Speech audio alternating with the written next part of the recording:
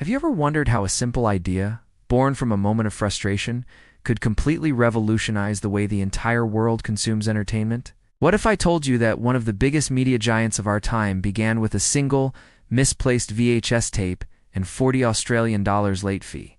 This isn't just a business story. It's a tale of relentless innovation, breathtaking risks, and an unwavering belief in a future that no one else could see.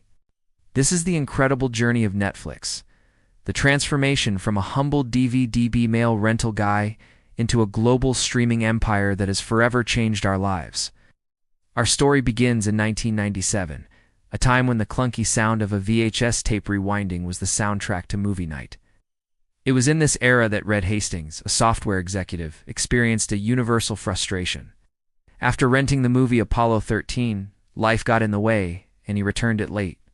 The penalty was a hefty $40 fine. But instead of just grumbling, this frustrating moment sparked a revolutionary thought in Hastings' mind. What if there was a better, more customer-friendly way to rent movies? What if the fear of late fees could be eliminated entirely? This single question became the seed from which a global empire would grow. Together with his co-founder, Mark Randolph, Hastings set out to build this new reality. They founded Netflix in 1998, but not with the familiar VHS tapes. They saw the future in a new, emerging technology, the DVD. These thin, durable discs were not only higher quality, but also significantly cheaper and easier to ship. Their initial business model was a direct challenge to the brick-and-mortar giants of the day. Customers could go online, browse a vast library of movies, far more extensive than any physical store could offer, and have the DVDs delivered directly to their doorstep in iconic bright red envelopes. The most disruptive feature? No late fees. It was a simple yet profound promise that spoke directly to the pain points of every movie lover. A year later, in 1999, Netflix took another bold step that would define its relationship with its customers for years to come. They introduced a monthly subscription model. For a flat monthly fee, users could rent an unlimited number of discs, clipping them for as long as they wanted without the ticking clock of a due date. This wasn't just a transaction, it was a membership. It built a community and fostered a sense of loyalty that traditional rental stores, with their transactional nature and punitive fees, could never hope to match. This small startup, with its red envelopes and customer-first philosophy, was quietly laying the groundwork for a revolution, one delivered mailbox at a time. The world of entertainment was about to be turned upside down, even if it didn't know it yet. As the new millennium dawned, the world was changing at an accelerated pace. The dial-up modem's screech was slowly being replaced by the silent, constant connection of broadband. Internet speeds were increasing, and the cost of bandwidth was plummeting. While most of the world was just getting used to this new digital landscape, the visionaries at Netflix saw something else on the horizon, an opportunity to leapfrog their own successful model. They realized the physical disc, the very foundation of their business, would one day become obsolete. The future wasn't in the mail, it was in the ether. In 2007, Netflix made a move that many at the time considered a risky, almost foolish gamble. They launched their Watch Now streaming service.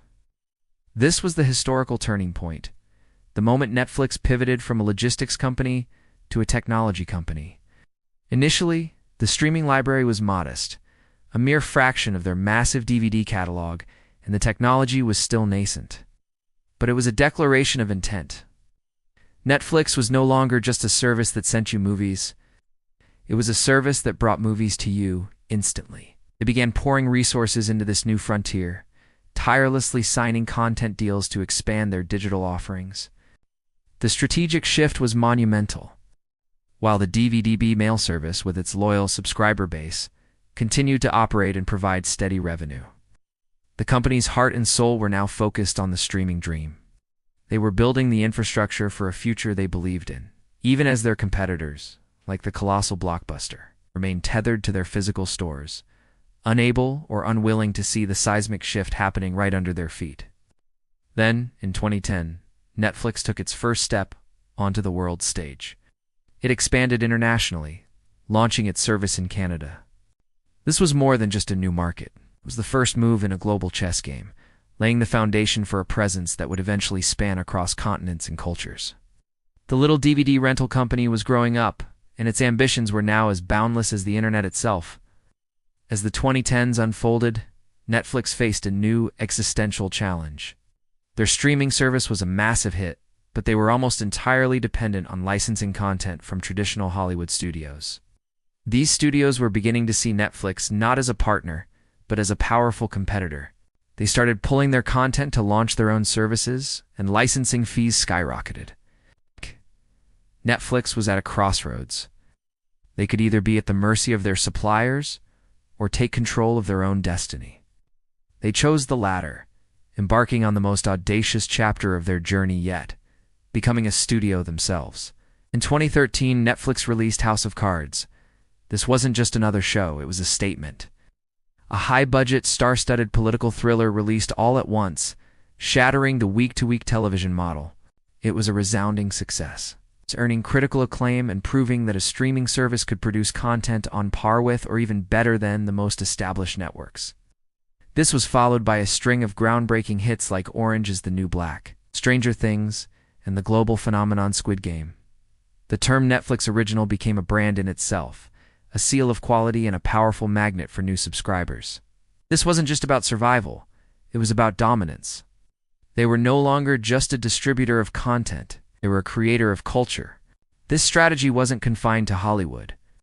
Netflix embraced a truly global vision, investing heavily in local content production in countries all over the world. From Spain's Money Heist to Germany's Dark and Korea's Kingdom, they empowered local creators to tell their stories, which often found massive international audiences. This approach not only diversified their catalog, but also deeply embedded Netflix into the cultural fabric of nations worldwide. By the mid-2020s, the results were undeniable.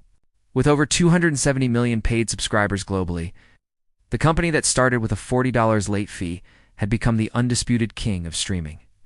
A media titan that dictated how, when, and where the world watched its stories. Yet in the world of technology and entertainment, the throne is never secure. The very industry Netflix created has become a battlefield.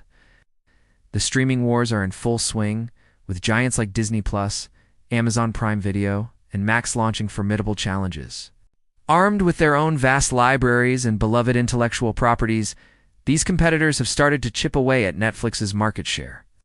For the first time in its meteoric rise, Netflix faced the daunting reality of a declining subscriber base in some quarters, forcing the once inflappable giant to reevaluate and adapt once more.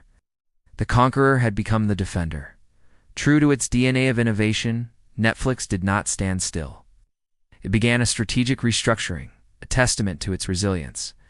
To combat subscriber fatigue and attract a more price-sensitive audience, they introduced a cheaper, ad-supported subscription plan, a move that would have been unthinkable just a few years prior. They also addressed the widespread issue of password sharing, implementing measures to convert freeloading viewers into paying customers. Necessary, if unpopular, step to shore up revenue. But the innovation didn't stop at video. Recognizing the need to offer more value, Netflix expanded into an entirely new vertical: mobile gaming. By offering a library of free-to-play games to its subscribers, it began to transform itself from just a streaming service into a broader entertainment hub. So what does the future hold for the company that changed everything? The path forward is fraught with challenges, but Netflix's journey has always been about navigating treacherous waters. They continue to pour billions into original content, betting on the next global hit. They are exploring new formats of entertainment and pushing deeper into emerging markets, forever searching for the next frontier of growth. The story of Netflix is a powerful reminder that true success isn't about reaching a destination. It's about the courage to constantly reinvent oneself.